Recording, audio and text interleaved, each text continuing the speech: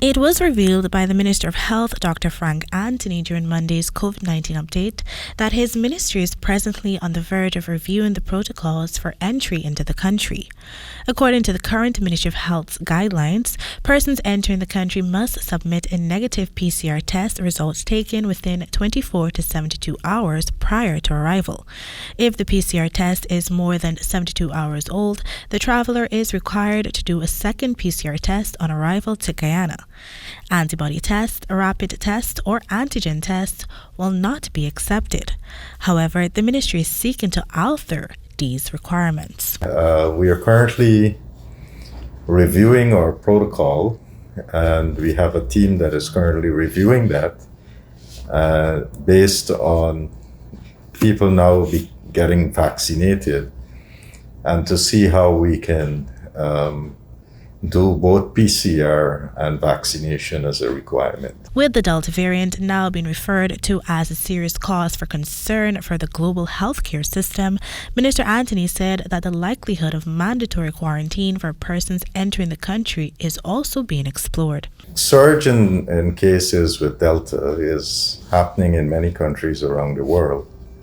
As I said, we are reviewing our protocols, and based on what the technical people would advise, we'll probably make changes. Citing that the Delta variant is now the most dominant variant worldwide, the health minister reiterated that unvaccinated persons are at a higher risk of contracting the variant.